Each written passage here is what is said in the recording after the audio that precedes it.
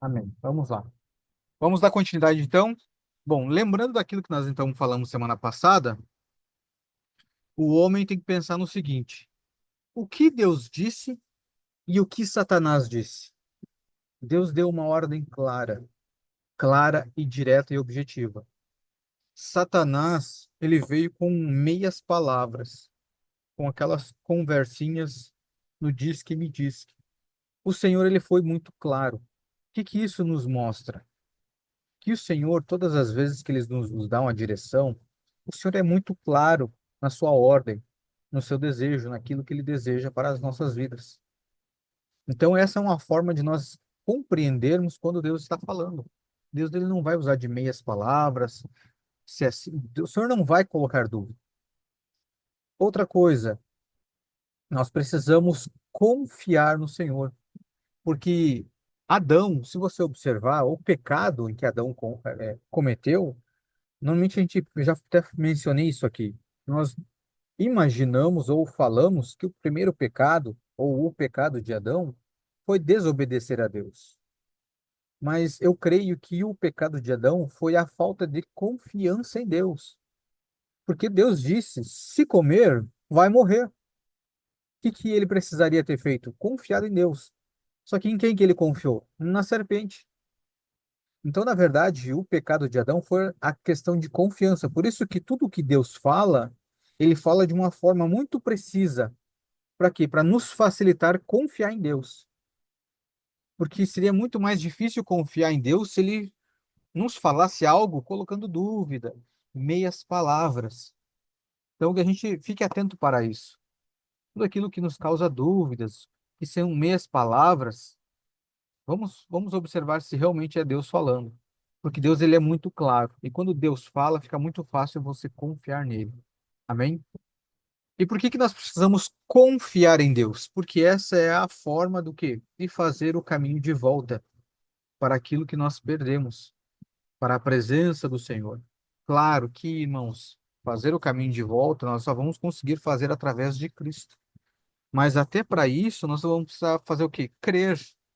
Ele disse, ó, creia no meu filho. O que que eu preciso fazer? Crer. Preciso fazer mais alguma outra coisa? Depois de crer, sim. Mas até então, o que que ele está dizendo? Creia no meu filho. Então, se ele diz para eu crer no filho dele, ele não está dizendo assim: olha, se você gostar daquilo que meu filho fez, se você gostar do que o meu filho tem para você, se isso não for ferir a sua alma, você pode crer no meu filho. Não, o Senhor é preciso. Meu filho morreu por vocês. Então, creia e você será salvo. E a partir disso, aonde que nós cremos, aonde que nós confiamos no Senhor, que crendo nós estamos salvos, nós começamos a fazer o caminho de volta. Amém? Agora olha só, preste bem atenção nisso aqui. Pode um morto sair de sua sepultura sem ação de Deus? O que que vocês acham? Tem como um morto sair da sepultura sem que Deus haja, faça algo? Não. E se nós, estando mortos nos nossos pecados, como que nós podemos alcançar essa salvação? Somente pela misericórdia de Deus. O homem ele depende totalmente da misericórdia de Deus. Se não fosse a misericórdia de Deus em nos tirar do túmulo, da sepultura, nós ainda estaríamos lá. Nós ainda estaríamos condenados. Então veja só, isso aqui já é interessante você observar que esta obra não é uma obra humana, não é uma obra nossa. Eu não vou me comportar bem para ser salvo. Veja, não tem a ver com você no que você faz. Isto é uma obra do Senhor. É um presente do Senhor para nós. Amém? Vamos lá. Com o decorrer do tempo, Deus vai mostrando sinais do desejo, do seu desejo de resgatar o homem. Eu coloquei aqui alguns exemplos, mas você vai ver os exemplos, né, pela Bíblia toda. Com Noé, Deus mostra que ele livra o homem da morte.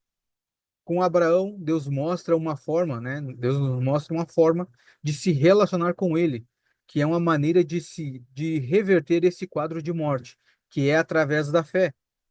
Com Moisés, Deus mostra que libertará o seu povo da escravidão e que tem uma terra e um ambiente para o seu povo. Olha só. Então veja, o Senhor livra da morte, o Senhor nos dá o caminho para um relacionamento com Ele através da fé.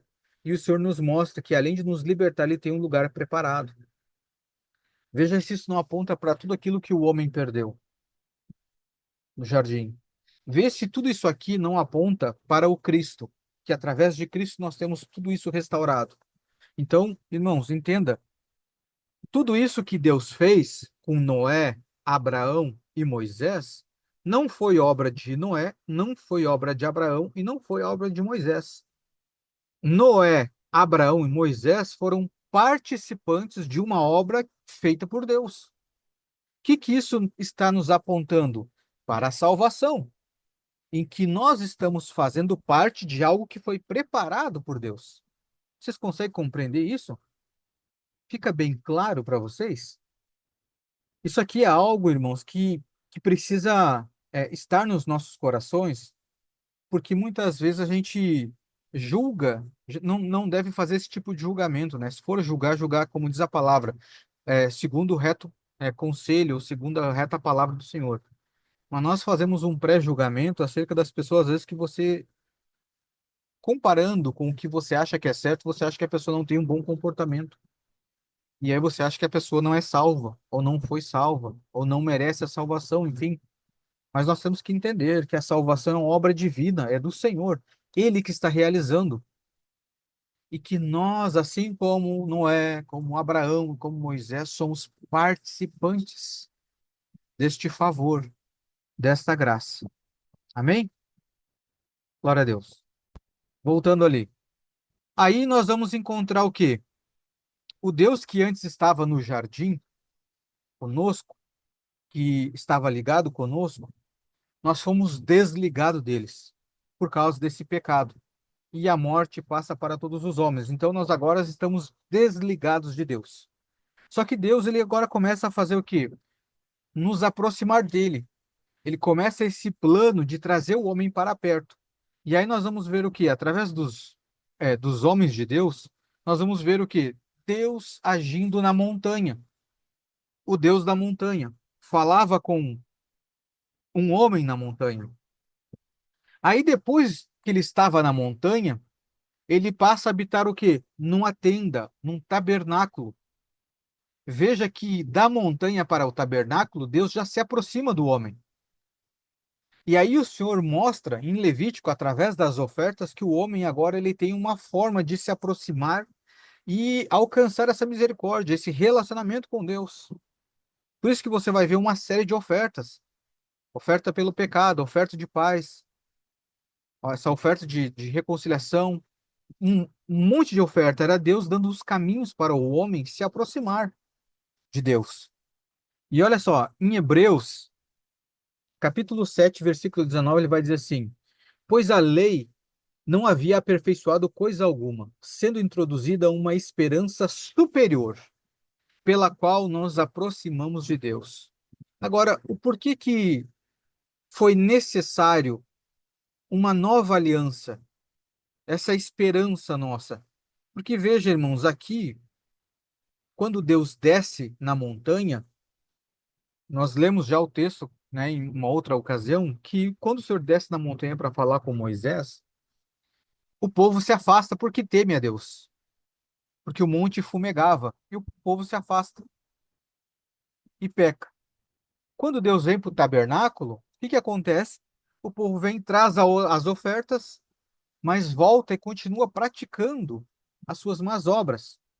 Ou seja, o povo começa a estar perto de Deus, mas não é transformado, não tem a sua mente renovada, não é aperfeiçoado, porque foi isso que o homem também perdeu.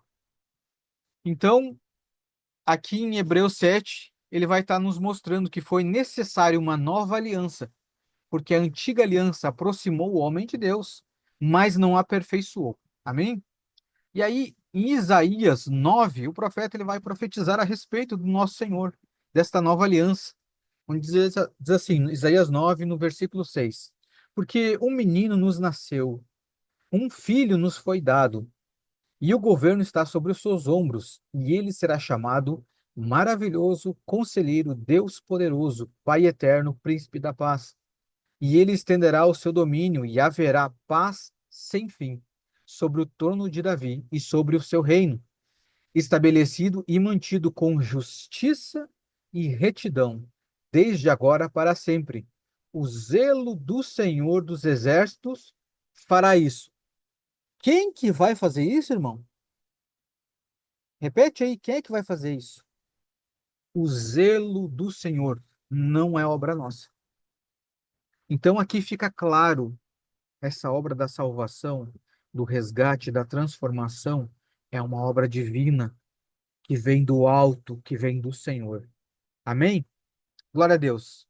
Filipenses, capítulo 2, ele vai dizer assim, versículo 6: Que sendo em forma de Deus, não teve usurpação ser igual a Deus, mas fez-se sem reputação, tomando sobre si a forma de um servo, fazendo-se semelhante aos homens, e achado na forma de um homem, humilhou-se a si mesmo, sendo obediente à morte e morte de cruz. Glória a Deus. Irmãos, voltando aqui um pouquinho, só para a gente recapitular o que nós falamos semana passada.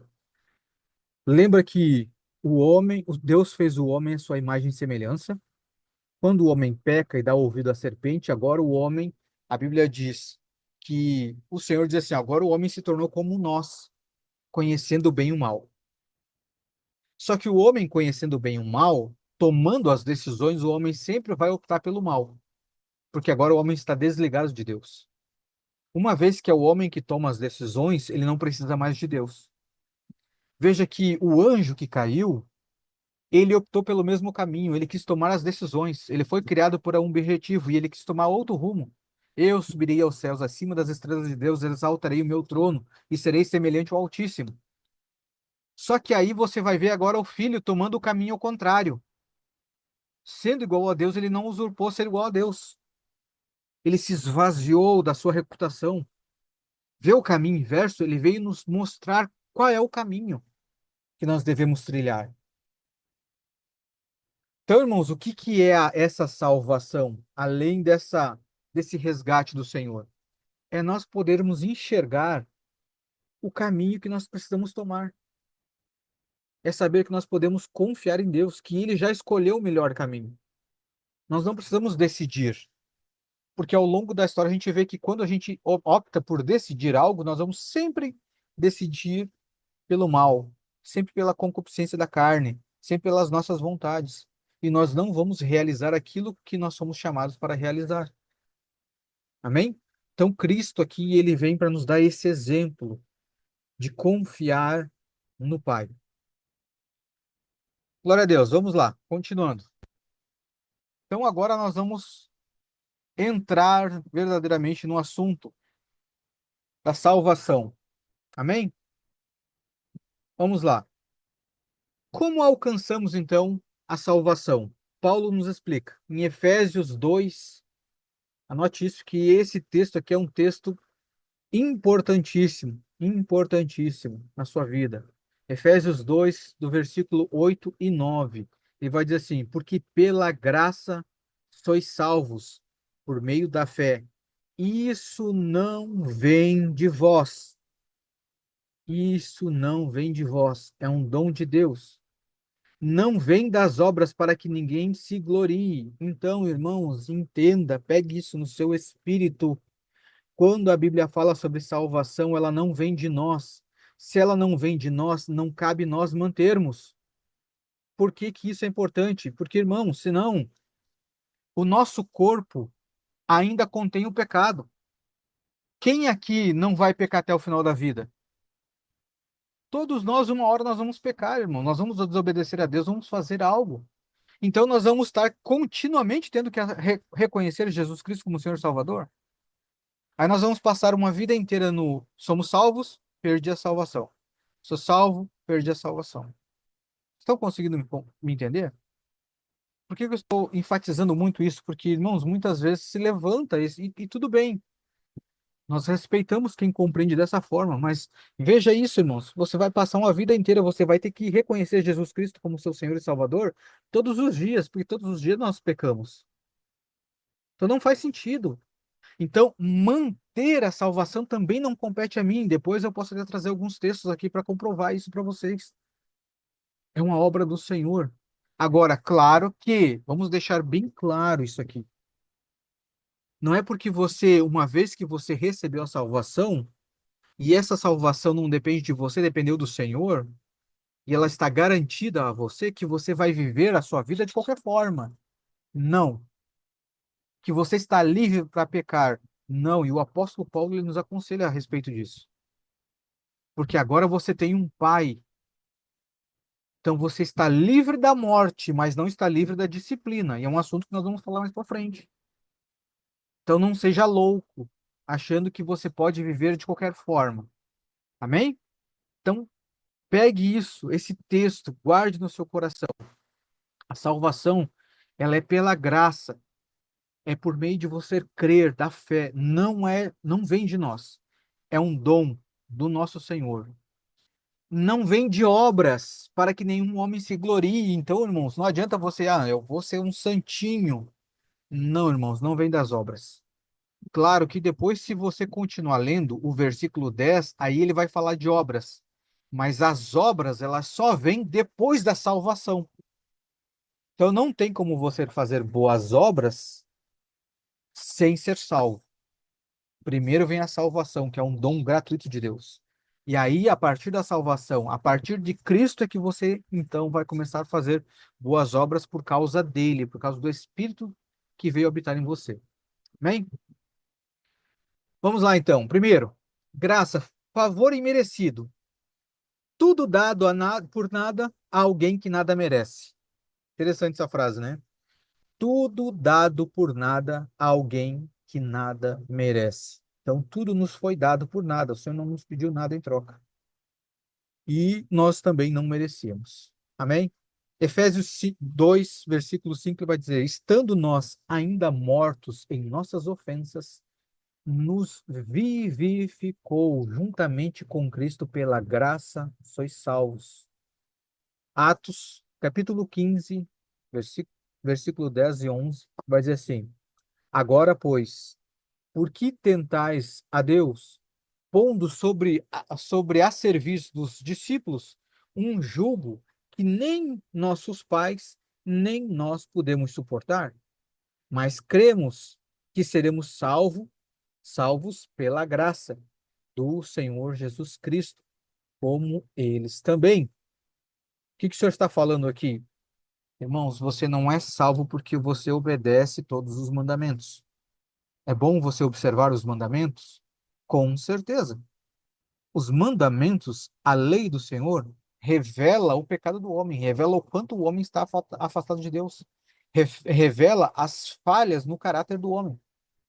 Então, sim, observe as leis, mas a sua salvação vem mediante a graça do Senhor. Amém?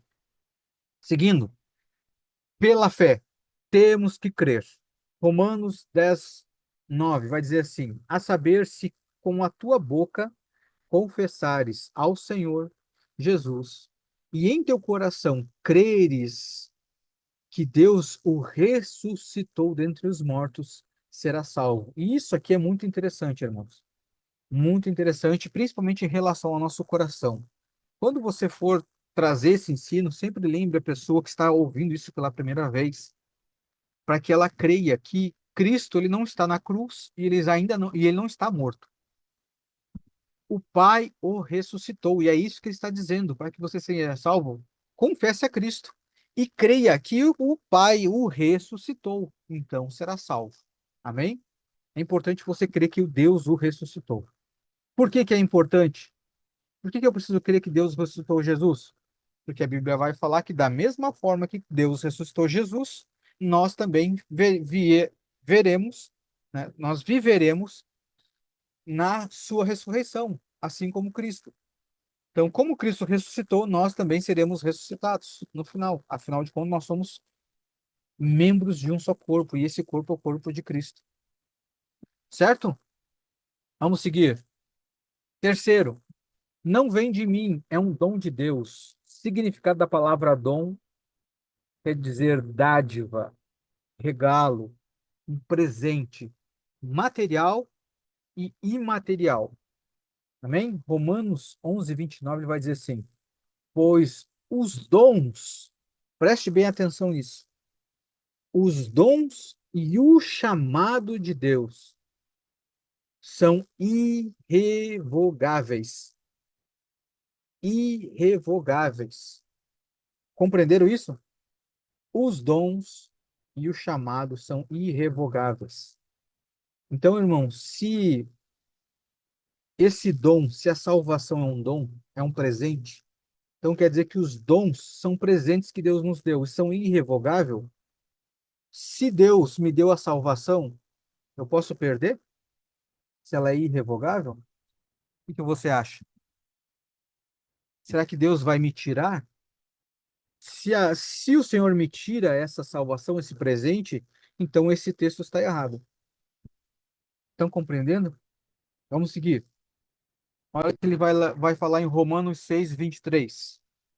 Porque o salário do pecado, olha só, o salário do pecado, no singular, é a morte, mas o dom gratuito, dom é um presente, um regalo, uma dádiva de Deus, gratuito de Deus é a vida eterna por Cristo Jesus, o nosso Senhor.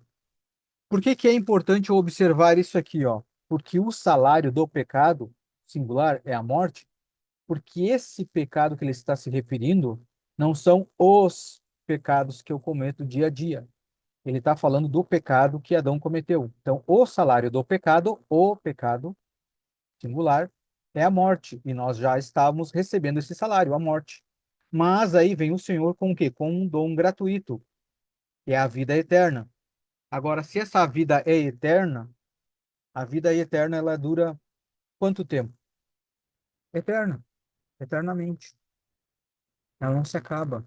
Então, essa vida que eu recebo de Deus não é assim o dom gratuito de Deus, que é a vida até que eu peque de novo. Não é assim que está escrito. É a vida eterna por Cristo Jesus, o nosso Senhor. Amém? Não vem das obras para que ninguém se glorie. 2 Timóteo 1:9, que nos salvou e chamou com uma santa vocação, não segundo as nossas obras, mas segundo o seu próprio propósito e graça, que nos foi dado em Cristo Jesus antes dos tempos dos séculos. Antes dos tempos dos séculos, essa graça já foi te dada. Irmãos, isso aqui é tão tremendo porque às vezes a gente fica pensando assim, nossa, glória a Deus, que no meio do caminho Deus me achou. Não, irmãos, ele não te achou. Ele nunca te perdeu. É você que acha que o Senhor te perdeu, mas não. Isso aqui ele já tinha te dado essa graça, esse favor antes dos séculos, dos tempos dos séculos. Já era seu. Tito 3:5.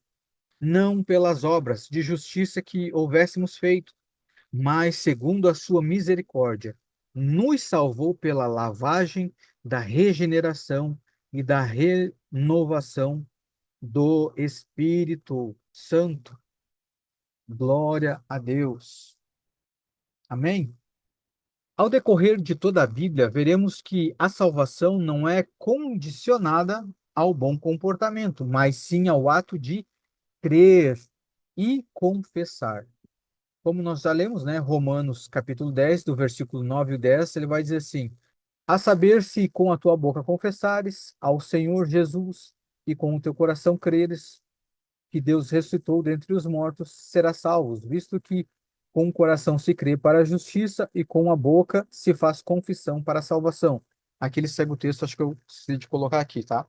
Mas se você continuar lendo na sua Bíblia, você vai ver que vai falar, então, depois da salvação, aí sim você está apto para as obras.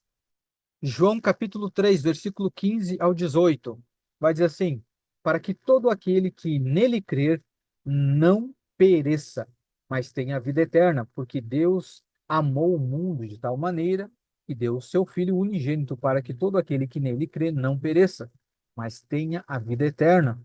Porque Deus enviou o seu Filho ao mundo, não para que condenasse o mundo, mas para que o mundo fosse salvo por ele.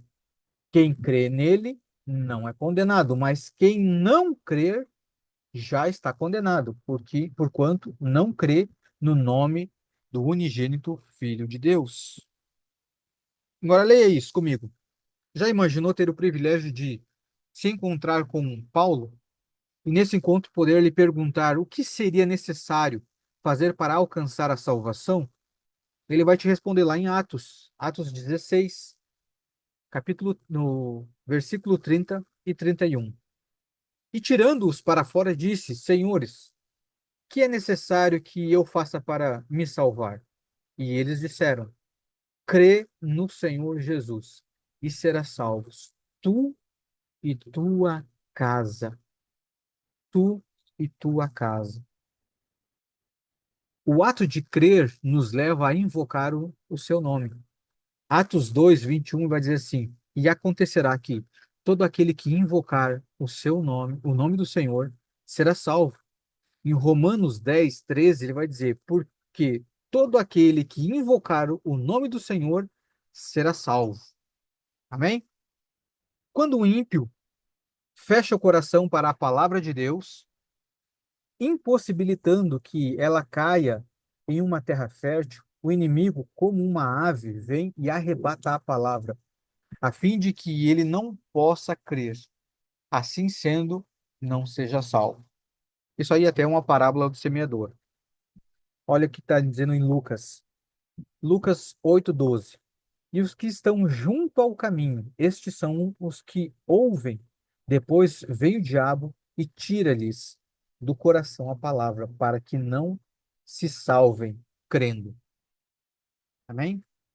Todos que creem são selados com o Espírito Santo, o nosso penhor.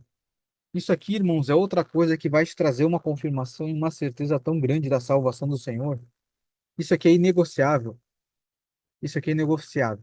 Amém? Efésios, capítulo 1, do 13 ao 14, ele vai dizer assim: Em quem também vós, depois que ouvistes a palavra da verdade, o evangelho da vossa salvação, tendo nele também crido, fostes selados com o Santo Espírito da promessa, o qual é o penhor da vossa herança, até ao resgate da sua propriedade em louvor da sua glória. Então, irmãos, vocês aqui, acredito que todos sabem o que que é um penhor, o que que é você dar um penhor, um sinal, uma marca.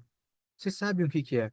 Quando você vai comprar algum bem, esse bem, se você não tem o dinheiro para pagar à vista, normalmente o que que o banco vai fazer? Você vai financiar pelo banco.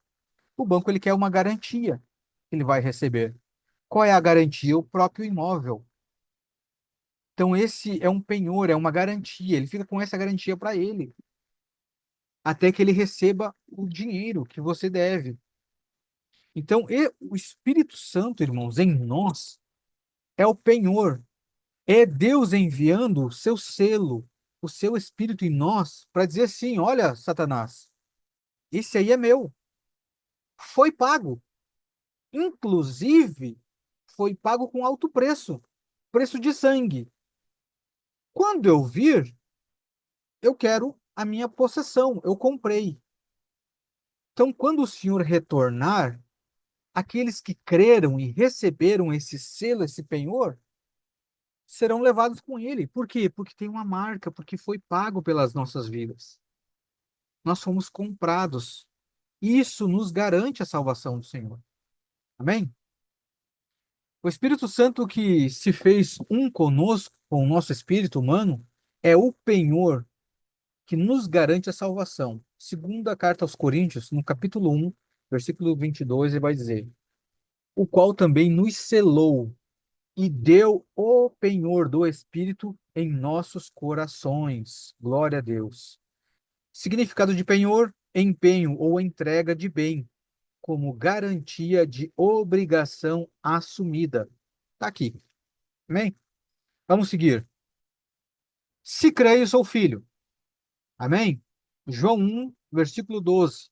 Mas a todos quantos o receberam, deu-lhes o poder de serem feitos filhos de Deus, aos que creem no seu nome.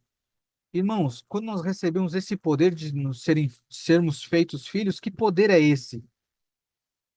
É o próprio Espírito, é o Espírito Santo de poder. É ele que nos confere essa autorização de que nós somos filhos. Se nós, pais mesmos, tão limitados pela nossa humanidade diante dos erros dos nossos filhos, não deixamos de amá-los, quanto mais Deus. Amém? Verdade, não é? Como filhos, seremos guardados pelo amor do Pai. Romanos 8, do 35, depois do 38 e 39, vai dizer isso. Quem nos separará do amor de Cristo? A tribulação, ou a angústia, ou a perseguição, ou a fome, ou a nudez, ou o perigo, ou a espada? Porque estou certo de que nem a morte, nem a vida, nem os anjos, nem os principados, nem as potestades, nem o presente, nem o porvir, nem a altura, nem a profundidade, nem alguma outra criatura nos poderá separar do amor de Deus que está em Cristo Jesus, o nosso Senhor. Então, irmãos, creia nisso aqui. Se de toda essa lista que nós falamos aqui não é capaz de nos separar do amor de Deus, não é a nossa teologia dizendo que nós perdemos essa salvação que vai dizer, é que vai fazer com que a gente perca essa salvação, perca esse lugar de amor.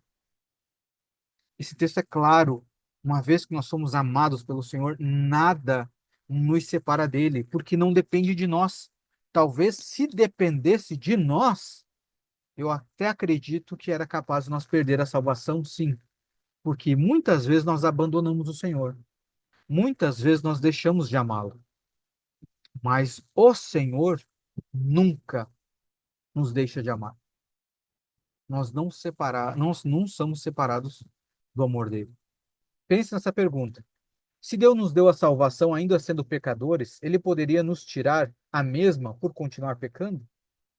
Quem de nós pode dizer que está livre de cometer pecado?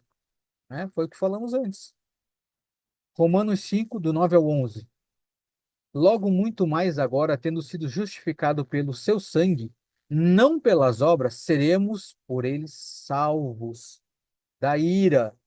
Ve- Entenda bem isso. Salvos da ira. Mas isso não nos impede de receber uma disciplina.